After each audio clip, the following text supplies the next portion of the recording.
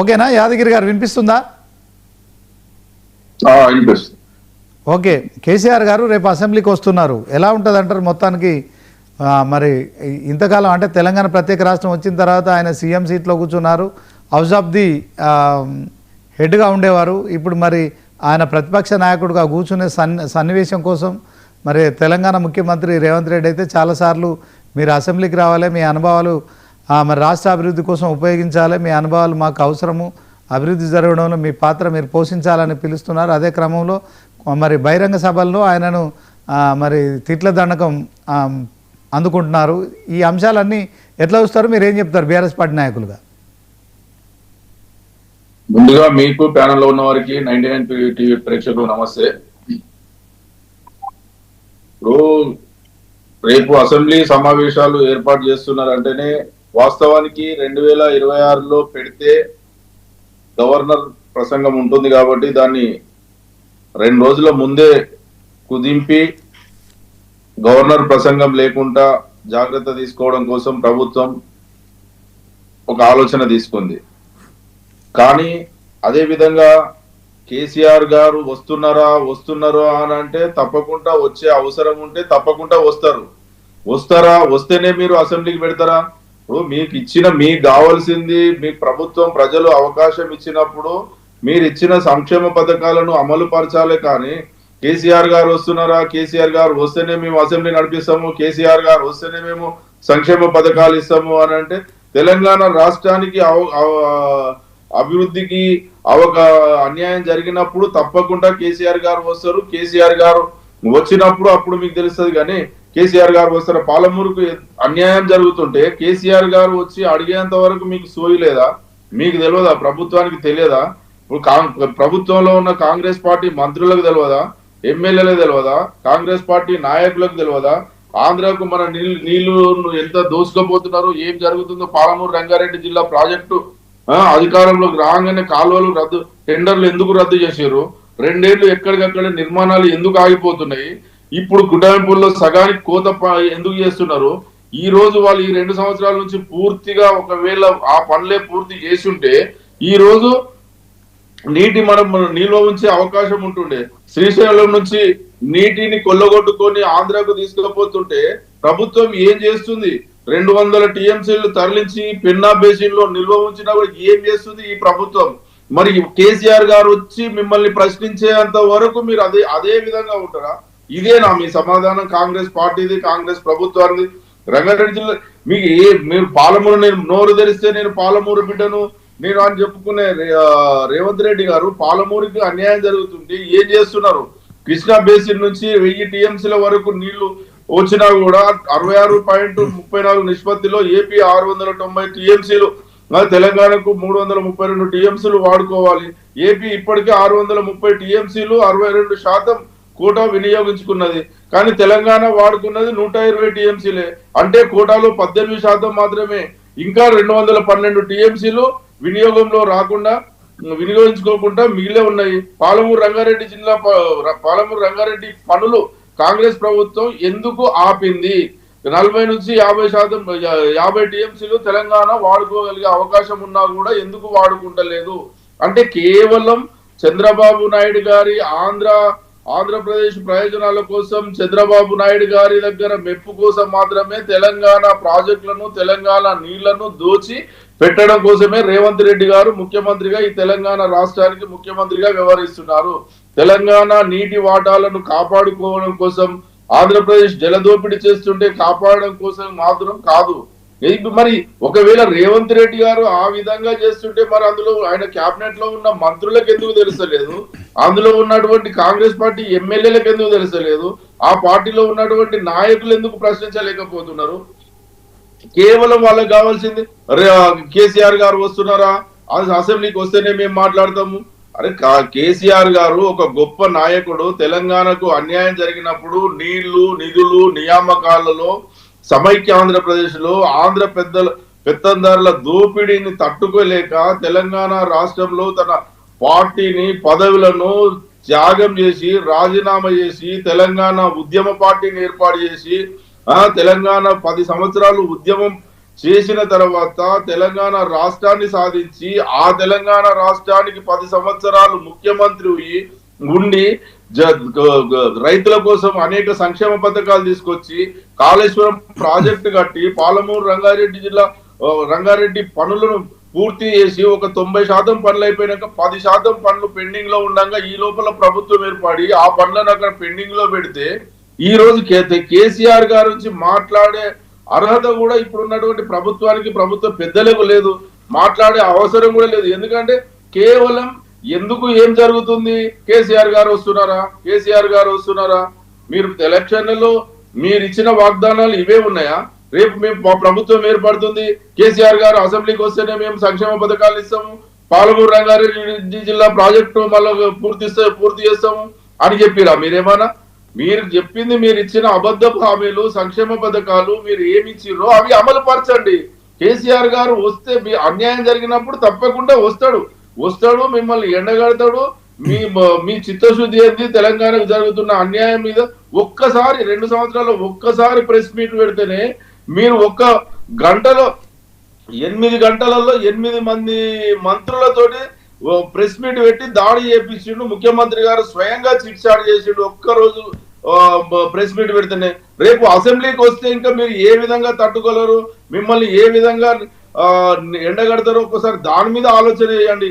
కేవలం కేసీఆర్ గారు వస్తే నేను ముఖ్యమంత్రిగా ఉన్నా చూడు అని చెప్పి చూపించుకొని అంత పెద్ద నాయకుడిని మేమేదో అవమానపరచాలని చెప్పి అనుకుంటే తెలంగాణ సమాజం మిమ్మల్ని ఎప్పుడో ఒకసారి పాతాళానికి దొక్కడానికి సిద్ధంగా ఉన్నది. రేపు ఏ అవకాశం వచ్చినా కూడా ఓటు అనే ఆయుధంతో బుద్ధి చెప్పడానికి కూడా తెలంగాణ ప్రజలు సిద్ధంగా ఉన్నారు. రైట్, థ్యాంక్ యూ యాదగిరి గారు. కోటేశ్వరరావు గారు. హలో సార్, శాసనసభలో చెప్పిన దాన్ని బట్టి కేసీఆర్ అసెంబ్లీకి వచ్చేటువంటి అవకాశాలు అయితే లేవు సార్. రెండోది, అన్యాయం జరిగినప్పుడు వస్తారు అని చెప్తున్నారు కనుక ఇంతవరకు అన్యాయం జరిగినట్టు బీఆర్ఎస్ పెద్దలకి అనిపించట్లేదు. అందుకని మరి ఇప్పటి వరకు వాళ్ళ నాయకులు చేసినటువంటి ప్రకటనలు కానీ ఆరోపణలన్నీ కూడా వచ్చి అవాస్తవాలని చెప్పేసి దీన్ని బట్టి జనం అర్థం చేసుకోవాలి.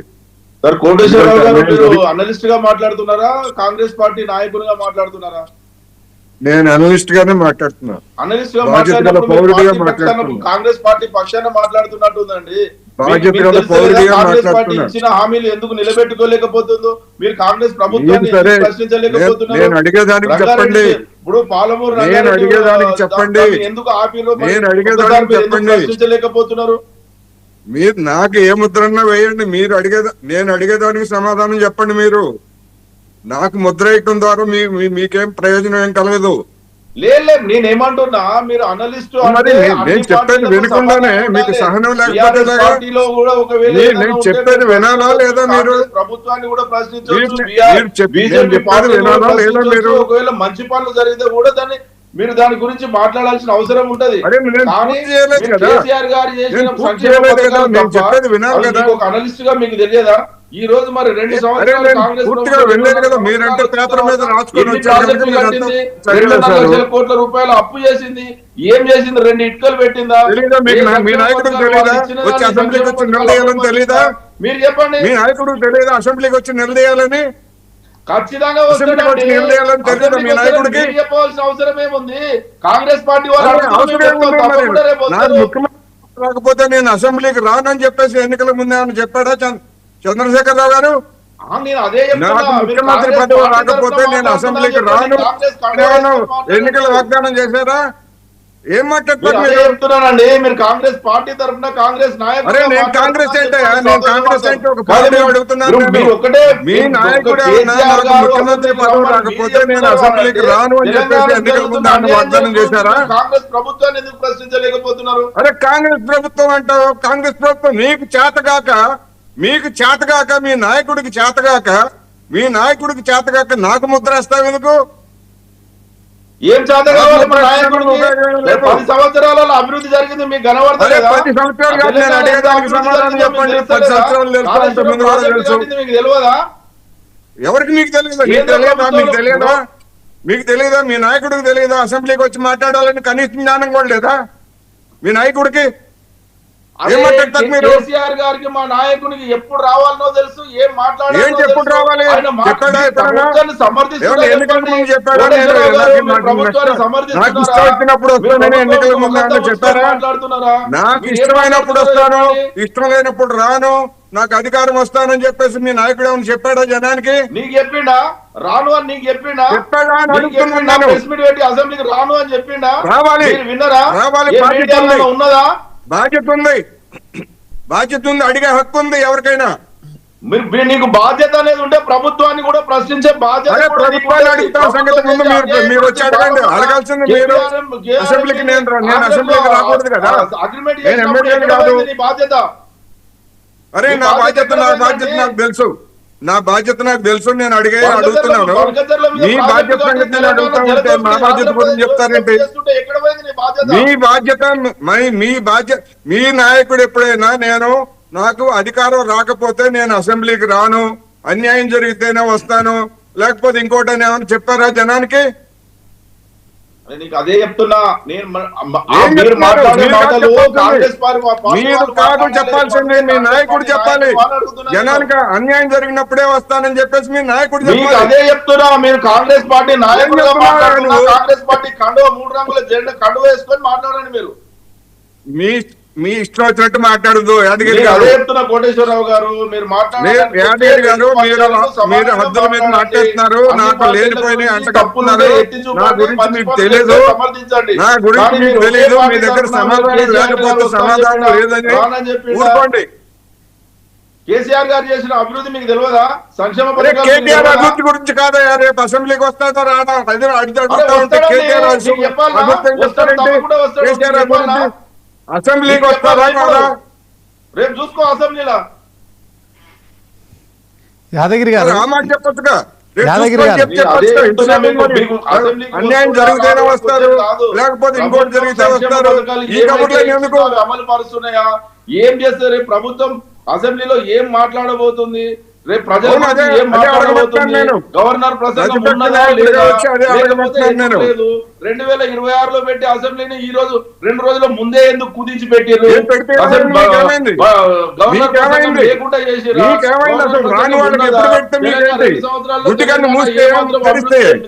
దాని మీద రాబోయే రోజుల్లో దాని మీద గవర్నర్ ప్రసంగిస్తున్నారు. అసెంబ్లీకి రాదనుకోని వాళ్ళకి ఎప్పుడు పెడితే ఏమైంది? 26లో పెడితే ఏమైంది? 25లో పెడితే ఏమైంది? కేసీఆర్ దమ్ము లేదు, నీకు దమ్ముందా? ఎవరన్నారు దమ్ము లేదని? మీరు చెప్పుకుంటున్నారు దమ్ము లేదని. 10 సంవత్సరాల్లో ఎన్ని సంక్షేమ పథకాలు తీసుకొచ్చిందో తెలియదా? కేంద్ర ప్రభుత్వం నీకు ఇవన్నీ కాదండి. మీరు అసెంబ్లీకి వస్తున్నారా? 26లో పెడితే వస్తాము, 24లో పెడితే వస్తాము. లేస్తే మనుషులు కాదు. ఈ కబుర్లన్నీ ఎందుకు? 2.5 లక్షలు 2 సంవత్సరాలు 2.5 లక్షల కోట్ల రూపాయలు అప్పు చేసింది ఏ బిల్డింగ్ అడగండి, వచ్చి మీరు అడగండి. మీ నాయకుడిని అడగమనండి. రెడ్డి ప్రగతి బాబు మీ నాయకుడిని అడగమనండి. శ్రీనివాస్ గారు ఏంటి చర్చ? ఎందుకు మీటింగ్లు పెడుతున్నారని అడుగు. ఏం మాట్లాడుతున్నాడు ఆయన? మంత్రివర్గం ఏం మాట్లాడుతున్నాడు ఆయన? నేను ఒకటి అడుగుతాను, యాదగిరి గారు ఒక నిమిషం. యాదగిరి గారు యాదగిరి గారు ఒక్క నిమిషం యాదగిరి గారు యాదగిరి గారు యాదగిరి గారు యాదగిరి గారు యాదగిరి గారు ఒక నిమిషం ఆగండి ఆగండి ఆగండి యాదగిరి గారు మీరు ఆగండి. కంటిన్యూగా మాట్లాడితే మీరేం మాట్లాడుతున్నారు? ఒక నిమిషం ఆగండి, ఒక నిమిషం ఆగండి. ప్రభుత్వ అధికార నివాసానికి ఎందుకు రాడు? దానికి సమాధానం చెప్పను.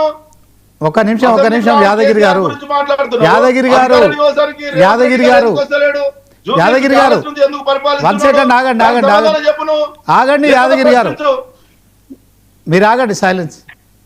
ఇప్పుడు యాదగిరి గారు ఒక మాట చెప్పండి. ఎమ్మెల్యేలంతా అసెంబ్లీకి రావాల్సిందే, శాసనసభలో ప్రజల గొంతుగా వినిపించాల్సిందే. అది మనం భారత రాజ్యాంగంలో రాసుకున్నాం, దాన్ని అనుసరించాల్సిందే. సో ఆయన మరి కేసీఆర్ ఖచ్చితంగా ఒక సీనియర్ పొలిటీషియను, 14 సంవత్సరాలు మరి తెలంగాణ రాష్ట్రం కోసం ఉద్యమం చేసిన నాయకుడు, 10 సంవత్సరాలు ముఖ్యమంత్రి చేశారు. సో ఆయన రావాలని ప్రభుత్వం అడగడం ఏంటండి? ఆయన వచ్చి కూర్చోవాలి కదా, ఎందుకు ప్రజల గొంతుగా వినిపించరు? దాని గురించి మీరు చెప్పాలి. ఇప్పుడు గతం అండి అయిపోయింది. ఇంకా ప్రతిపక్ష నాయకుడు ప్రధాన రేపు ప్రతిపక్ష వస్తాడో నాయకుడు. రాడో రేపు చూడండి. కానీ అనలిస్ట్ అనే ఒక పెద్ద మనిషిలాగా లెక్క మాట్లాడైనా పార్టీకి వకల్తా పుచ్చుకొని మాట్లాడొద్దు. ఒకవేళ మీరు మాట్లాడాలనుకుంటే కేసీఆర్ గారు చేసిన తప్పులను ఎత్తి చూపితే ఓకే, సంతోషం.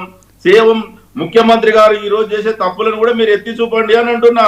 ఓకే, యాదగిరి గారు, 1 minute మీరు అలాగే ఉండండి. మీరు ఉండండి, మీరు ఉండండి. ఓకే.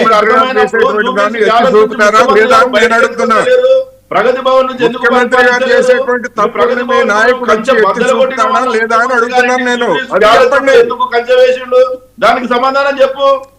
యాదగిరి గారు అరే మీరు నేను ఆగండి. సమాధానం కోటేశ్వరరావు గారు, ఏంటండి బాబు? యాదగిరి గారు మీరు ఆగండి. కోటేశ్వరరావు గారు, ఇప్పుడు ముఖ్యమంత్రి గారిని ప్రభుత్వాన్ని ఏమైనా అడగొచ్చు, ఎవరైనా అడగొచ్చు.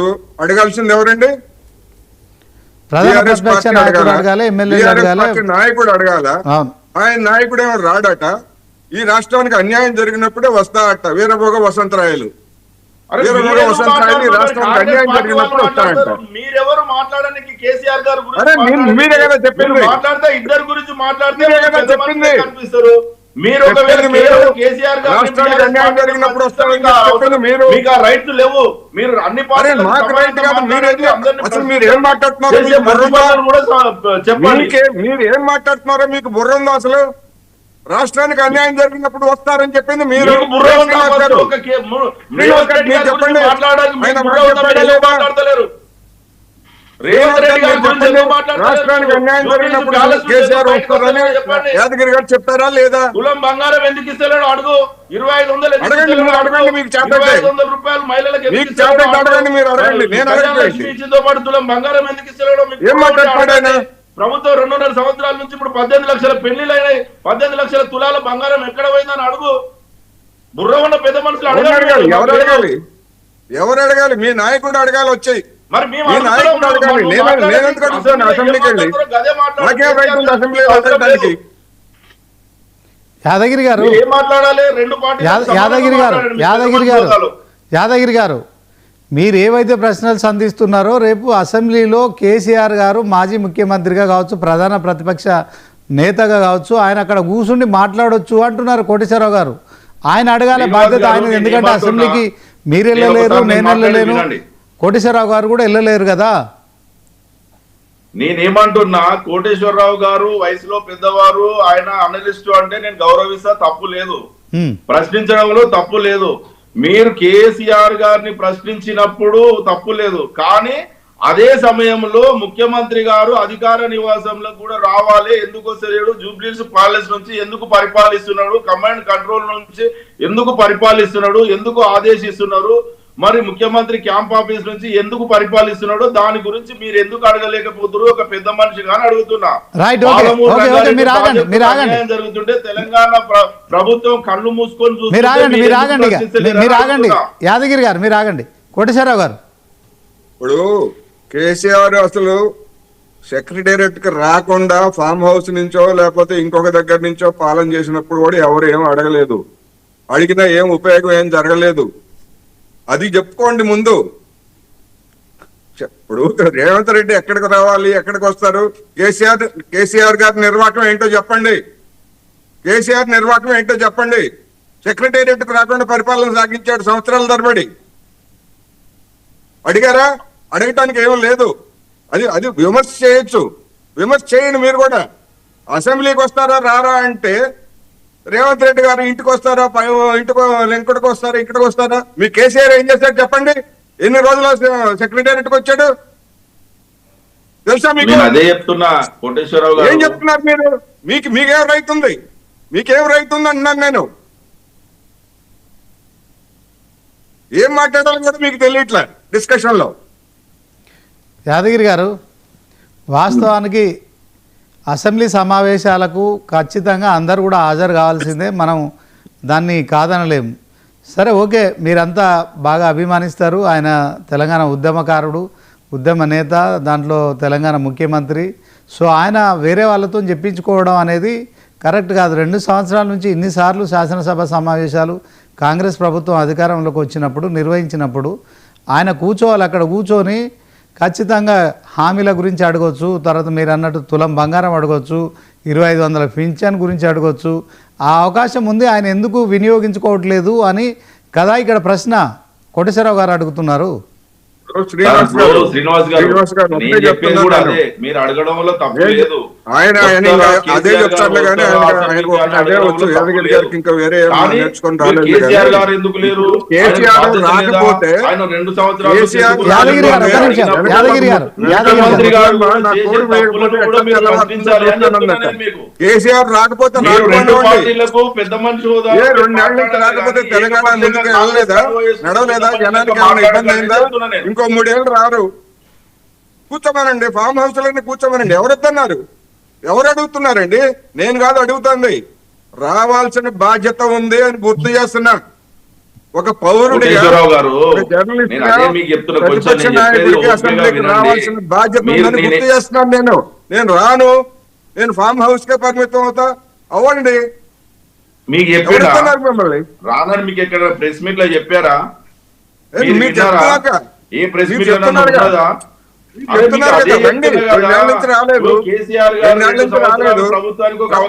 వస్తారో లేదో తెలియదు, మీ పార్టీ నాయకుడు వస్తారో లేదో నాకేం తెలుస్తుంది? మీకే తెలియదు, మీ పార్టీ నాయకుడు అసెంబ్లీకి వచ్చేది లేదు, నాకెట్లా తెలుస్తుంది? కేసీఆర్ గారిని ప్రశ్నించడం ఎందుకు వస్తారు మీరు? పార్టీ ప్రతినిధులు చర్చలకు వస్తారు, ఆ మాత్రం కూడా తెలియని వాళ్ళు, ఆ మాత్రం కూడా తెలియని వాళ్ళు ఎందుకు వస్తారండి? మీరు మీరు కదా చెప్పాల్సింది, నన్ను అడుగుతారేంటి? మీకు అసలు మీ పార్టీ నాయకుడు అసెంబ్లీకి వస్తాడో రాడో కూడా మీకు తెలియదు, మీరు వచ్చి డిస్కషన్ చేస్తారు పార్టీ తరఫున. ఎందుకు వస్తారండి? ఎందుకు పిలుస్తారు శ్రీనివాస్ గారు ఇట్లాంటి వాళ్ళు? మీరు యాదగిరి కాంగ్రెస్ పార్టీ కార్యకర్త లెక్క కండు వేసుకొని మాట్లాడు కోటేశ్వరరావు గారు. మీరు అదే చెప్తున్నా నేను మీరు ఇద్దరికి సమానంగా మాట్లాడమని చెప్తున్నా నేను. మీకు ఏం చెప్తున్నారు? ఎందుకు పిలుస్తామంటే మీరెవరు నాకు చెప్పడానికి? యాదగిరి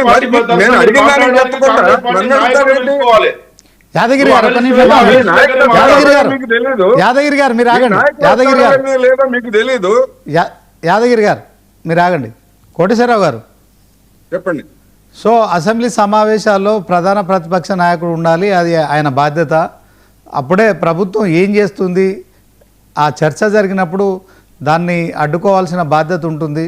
సో అంటే మనం రాజ్యాంగం రాసుకున్నప్పుడు ఖచ్చితంగా శాసనసభ సమావేశాల్లో ప్రజల కష్టాలు, సమస్యలు, అభివృద్ధి వీటన్నిటిపైన చర్చ జరుగుతున్న సందర్భంలో మరి ఆయన రాడు, తర్వాత వచ్చిన వాళ్ళకు పూర్తిస్థాయిలో చర్చ జరిగే పరిస్థితి లేదు. ఆయన ఉంటేనే మేము చర్చ చేస్తామని కాంగ్రెస్ చెప్పడము. సో ఇదంతా ఎట్లా చూడొచ్చు అంటారు సార్? ఇప్పుడు ఆయన ఉంటేనే మేము చర్చ చేస్తామని కాంగ్రెస్ ఎప్పుడు చెప్పలేదు. ఆయన రావాలని కోరుతున్న మాట నిజం, రావాలని సవాలు విసురుతున్న మాట నిజం. అంతే తప్ప ఆయన రాకపోతే మేము చర్చ చెయ్యమని చెప్పి ఎవరు చెప్పారండి? ఎవరు చెప్పలేదు ఇంతవరకు, ఎవరు చెప్పరట్లా. ఆయన రాకపోతే ప్రత్యేక సమావేశాలు పెడదాము, అవసరం అనుకుంటే మాకు అసెంబ్లీ పెడదాము, ఫామ్ హౌస్లు అంటే ఫామ్ హౌస్లో పెడదామని తెలంగాణ సీఎం రేవంత్ రెడ్డి గారు చెప్పారు. ఆయన రావాలని కోరుకున్నట్టు బలంగా కనిపిస్తుంది అందులో. అవును, కోరుకుంటున్నారండి, రావాలని కోరుకుంటున్నారు. ఆయనే కాదు, బీఆర్ఎస్ శ్రేణులన్నీ రావాలని కోరుకుంటున్నాయి, తెలంగాణ ప్రజలు రావాలని కోరుకుంటున్నారు, కాంగ్రెస్ పార్టీ రావాలని కోరుకుంటా ఉంది. రావాలా లేదనేది ఆయన ఇష్టం. రాకపోతే విమర్శిస్తే తప్పు పట్టడానికి వాళ్ళకేం రైట్ ఉంది? వాళ్ళ బాధ్యతను వాళ్ళు నిర్వర్తించాలని చెప్తాను తప్ప రాకపోతే రాకపోయినండి ఏం కొంపలేం మునగో. కేసీఆర్ రానంత మాత్రం, అసెంబ్లీకి రానంత మాత్రం తెలంగాణ ఏం చచ్చిపోదు. జనం ఇక్కడేమి ఇబ్బంది కాదు. 2 ఏళ్ల నుంచి రాకపోతే ఏం ఇబ్బంది పడ్డారు, ఇంకో 3 ఏళ్ళు కూడా ఇట్లాగే ఇబ్బంది పడతారు, ఏముంది? అందుకని ఆయన రాకపోతే ఏదో అవుతుంది అని వాళ్ళు ఎక్కువగా ఊహించుకుంటున్నారు. వస్తే ప్రెస్ మీట్ పెడితేనే ఇట్లా అయింది, అసెంబ్లీకి వస్తే ఏమవుతుంది, కుంటి మల్లె సామెతలాగా చెప్తున్నారు, లేస్తే మనిషిని కాదని. ఈ కబుర్లేని ఎందుకు? ఏదో ఎవరన్నా అడిగితే నువ్వు కాంగ్రెసా, నువ్వు బీజేపీనా? అసలు మీ పార్టీకి మీకే తెలియకపోతే మీ నాయకుడు వస్తాడో లేదో, రేపు ఉదయం సమావేశాలు పెట్టుకొని వాళ్ళు వస్తాడో లేదో ఈ రాత్రికి మీరు తెలియకపోతే అసలు మీకేం తెలుస్తుంది? మీ పార్టీలో ఏం జరుగుతుందో తెలుసా మీకు? అసలు యాదగిరి గారు ఏం చెప్తారు? అడిగితే అది చెప్పకుండా ఆయన ఎందుకు అడగరు, ఈయన ఎందుకు అడగరు? మీరు కాంగ్రెస్ పార్టీ ఏం తెలుసు మీకు? నేనేంటో మీకేం తెలుసు? ఏం తెలుసు మీకు? చెప్తా, మీరు వినండి. ఏం తెలుసు మీకు? నేనేంటో అరే నువ్వు ఏదైతే నాకు పెద్ద మనిషి. మీకు నేనేంటో చెప్పండి, మీకేం తెలుసు నా గురించి? మీకు ఏం కావాలి? ఏం కావాలి చెప్పండి, మీకు తెలిసింది చెప్పండి. నన్ను చెప్పనిస్తే కదా మీరు ఏమన్నా. ఏంటి చెప్పండి, చెప్పేది? చెప్పండి. ఇట్లాంటి వాటికి, ఇలాంటి వాళ్ళతోటి చర్చకు నన్ను పిలవకండి. ఏదన్నా పద్ధతిగా మాట్లాడాలా, హేతుబద్ధంగా మాట్లాడాలా, ఒక రీజన్ మాట్లాడాలా. ఓకే, ఏదో ఉంటే నువ్వు కాంగ్రెస్, నువ్వు కండవ కట్టుకొని రా. చెప్పండి చెప్పండి అలాంటి యాదగిరి గారు చెప్తాను. చెప్పండి. చెప్తాను. కోటేశ్వర గారు ఒక నిమిషం సార్, ఒక నిమిషం. యాదగిరి గారు మీరు శ్రీనివాస్ గారు, నేను ఇప్పుడు ఏమంటున్నా, ఆ, ఇప్పుడు కోటేశ్వరరావు గారు నాకేం తెలుసు, నా గురించి ఏం తెలుసు అంటే, ఒకవేళ ఆయన పెద్ద మనిషి లెక్క నేను గౌరవిస్తున్నా. ఆయన మాట్లాడిన భాషలో నేను అనేది ఏంటంటే, ఆయన అనలిస్టు అంటే అనలిస్టు ప్రభుత్వం. ఇప్పుడు అదే అంటున్నా, కేసీఆర్ గారు వస్తారా రారా మీకే తెలియదు అని అంటే, పార్టీలో చర్చించి రేపు రావాలన్నా వద్దా, రేపు ఖచ్చితంగా వచ్చే అవకాశం ఉంటే వస్తాడు అని చెప్తున్నా నేను. ఇప్పుడు కేసీఆర్ గారు, కేటీఆర్ గారు, హరీష్ రావు గారు గతంలో జరిగిన అసెంబ్లీ సమావేశాలలో ప్రభుత్వాన్ని నిలదీసిరు, ప్రభుత్వానికి సరైన సమాధానం చెప్పి ప్రజలకు కావాల్సింది ఏది ఉన్నా కూడా పార్టీ తరఫున వాళ్ళు మాట్లాడారు. రేపు ఈ రోజు పాలమూరు రంగారెడ్డి జిల్లా పాలమూరు రంగారెడ్డి ఎత్తిపోతల పథకం మీద అన్యాయం జరుగుతుంది కాబట్టి మొన్న వచ్చి ప్రెస్ మీట్ కూడా పెట్టిండ్రు. రేపు వచ్చే అవకాశాలు కూడా ఉన్నాయి కాబట్టి రేపు నేను ఏమంటున్నా, మీరు ఒక్క కేసీఆర్ గారిని ప్రశ్నించే ముందు మీరు ప్రశ్నించుతున్నారు కదా, అదే ప్రశ్న ప్రభుత్వానికి కూడా మీరు కొన్ని ప్రశ్నలు వేయండి అని అడుగుతున్నా నేను మిమ్మల్ని. వేస్తూనే ఉన్నామని చెప్తున్నాను నేను, ప్రశ్నలు వేస్తూనే ఉన్నాను, వేస్తామని కూడా చెప్తున్నాను నేను.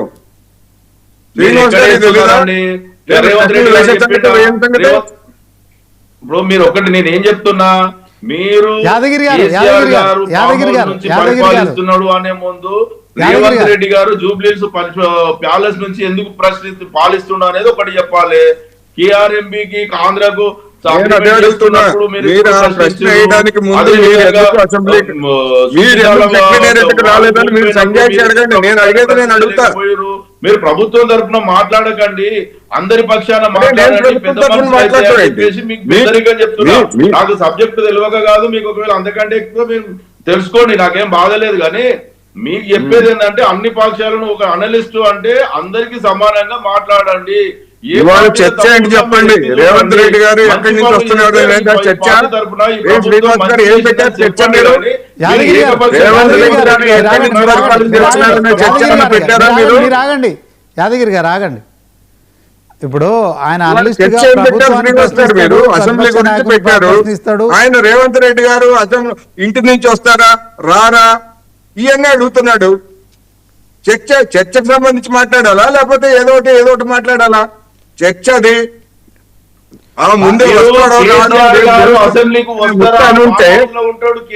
వస్తాడో రారో అనేటువంటి ముక్క ఉంటే రాష్ట్రానికి అన్యాయం జరిగినప్పుడు యాదగిరి గారు ఆగండి సార్, మీరు మాట్లాడండి కోటేశ్వరరావు గారు. ఇప్పుడు శ్రీనివాస్ గారు చర్చ మనం రేపు అసెంబ్లీ గురించి ఆయన ఏం మాట్లాడుతున్నారు? రేవంత్ రెడ్డి గారు ఇంటి నుంచి వస్తారా, బయట నుంచి వస్తారా, ఫార్మ్ హౌస్ నుంచి వస్తారా, మనవాళ్ళని తీసుకొని వస్తారా? ఇదే చర్చ కాదు. మరి కానప్పుడే దాని గురించి నన్ను మాట్లాడమంటాడు. ఏం మాట్లాడాలి? దాని మీద మీరు చర్చ పెట్టండి మాట్లాడతారు. యాదగిరి గారు మీరు రేపు అసెంబ్లీకి అన్ని పార్టీల నాయకులు వస్తారా రారా, వస్తే ఏమి చర్చిస్తారు? ఇది చర్చ. అవును, దానికి అడిగితే మా రాష్ట్రానికి అన్యాయం జరిగినప్పుడు వస్తాడని ఆయన కదా చెప్పింది. ఇంకా మళ్ళీ తర్వాత ఇప్పుడు ఏమంటున్నారు 10 నిమిషాల తర్వాత వస్తాడో రారో రావచ్చు అని చెప్పేసి ఇప్పుడు చెప్తున్నారు. ఆ ముక్క ముందే చెప్పొచ్చుగా, ఇంకా నిర్ణయించుకోలేదు, రేపు తెలుస్తుంది రావచ్చు అని. అలా కాకుండా ఒక స్టేట్మెంట్, అన్యాయానికి జరిగిన ఆ రాష్ట్రానికి అన్యాయం జరిగినప్పుడు వస్తారు, ఇట్లాంటి స్టేట్మెంట్స్ వాళ్ళు చూసాం. ఓకే సార్, మొత్తానికి అసెంబ్లీ సమావేశాలు అంటే హరీష్ రావు గారు ఇందాక చిట్ చాట్లో మాట్లాడుతూ గతంలో ప్రతిపక్షంలో ఉన్నప్పుడు కాంగ్రెస్ మేము నెల 45 రోజులు నిర్వహిస్తామని చెప్పారు, కానీ అసెంబ్లీ సమావేశాలు ఎప్పుడు కూడా ముక్తసరిగా ముగిస్తున్నారని చెప్పడం కావచ్చు. ఓవరాల్గా మరి బీఆర్ఎస్ హయాంలో కూడా అసెంబ్లీ సమావేశాలు జరిగాయి. సో దీంట్లో మరి అసెంబ్లీ సమావేశాల్లో ప్రజల కోసం కేటాయించిన దాంట్లో నిరవధికంగా వాయిదా వేస్తూ ఎవరికి వాళ్ళు నిర్ణయం తీసుకుంటారు. అదే క్రమంలో మరి ఈ చట్టసభలలో ఇది జరిగే పద్ధతిని ఎట్లా చూస్తారు? ఆ పద్ధతి తప్పండి.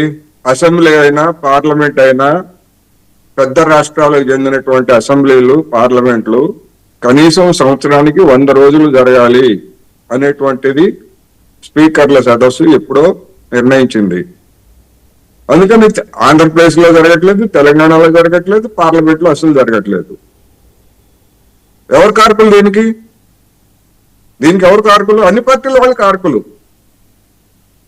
అసెంబ్లీని ఎదుర్కొనే ధైర్యం లేదు ప్రభుత్వాలకు, లేదు ప్రతిపక్ష నాయకులకి ధైర్యం లేదు, అసెంబ్లీని ఎదుర్కొనే ధైర్యం లేదు, ప్రజల సమస్యలను చర్చించరు. ఎంతసేపటికి ఏదో ఒకటి అన్నారు, ఈయన ఇట్లన్నారు, అది అన్నారు, ఇది ఈ సొల్లు కబుర్లు తప్ప జనం సమస్యల గురించి అసెంబ్లీలకి అన్ని పార్టీల నాయకులు రావాలా లేదా? అది అడిగితే అన్యాయం జరిగినప్పుడు వస్తాడు, వీరభోగ వరసంతరాయాలు వస్తారన్నట్టుగా చెప్తే ఎట్లా? కథలు చెప్తే ఎలాగా? డిస్కషన్ కోటేశ్వరరావు గారు మీరు అదే పెద్ద మనిషి లెక్క మాట్లాడండి. ఏం చెప్తున్నా? సొల్లు కబుర్లు యాదగిరి గారు ఆయన బీఆర్ఎస్ పార్టీని విమర్శిస్తలేడండి, మీరు ఎందుకు తొందరపడుతున్నారు? ఆయన బీఆర్ఎస్ పార్టీ గురించి మాట్లాడతలేడు కదా. నేనేమన్నా విమర్శించానా మిమ్మల్ని? నేనేమన్నా విమర్శించానా వ్యక్తిగతంగా? మిమ్మల్ని కానీ మీ నాయకులను కానీ ఏమన్నా విమర్శించానా నేను? మీరు చెప్పిందే కదా, రాష్ట్రానికి అన్యాయం జరిగినప్పుడే వస్తారు అని చెప్పింది మీరు. నేను చెప్పింది ఏంటంటే, ఎప్పుడైనా తెలంగాణ రాష్ట్రం మొత్తం మొదటి నుంచి చెప్పిన నీళ్లు, నియామకాలు, నిధులలో అన్యాయం జరిగినప్పుడు ఆ రోజు ఏ విధంగా ఉన్నాడో ఇప్పటిదాకా కూడా ప్రభుత్వానికి 2 రెండేళ్ల నుంచి ఎందుకు అడుగుతున్నాను నేను. 2 ఏళ్ల నుంచి నీళ్లు అన్యాయం జరుగుతుందని చెప్తున్నారు కదా, వచ్చి ఎందుకు అడగలేదు అని అడుగుతున్నాను నేను. అదే తప్ప? మా పోరాటం జరుగుతూనే ఉంది కదండి. మీ పోరాటం జరుగుతుంది. మా పార్టీ ఎమ్మెల్యేలు ప్రశ్నిస్తున్నారు, మా పార్టీ నాయకులు ప్రశ్నిస్తున్నారు. ఎక్కడికక్కడ ప్రభుత్వాన్ని ప్రశ్నించి వారు ఇచ్చిన హామీలు నిలబెట్టకపోతే లగజర్ల భూముల విషయంలో, గిరిజనుల విషయంలో కానివ్వండి, హైదరాబాద్ యూనివర్సిటీ భూముల విషయంలో కానివ్వండి, ప్రతి విషయంలో మా పార్టీ ప్రభుత్వాన్ని ఎప్పటికప్పుడు ఎండగడుతూనే ఉంది కదా కోటేశ్వరరావు గారు. మీరు ఎండగడితే ఎవరొద్దన్నారు, చీల్చి చెండాడితే ఎవరొద్దన్నారు, తోలు తీస్తే ఎవరొద్దన్నారు, తాట ఒలిస్తే ఎవరొద్దన్నారు? ఆ పని చేయట్లేదనే కదా చెప్పేది. ఎవరొద్దన్నారు?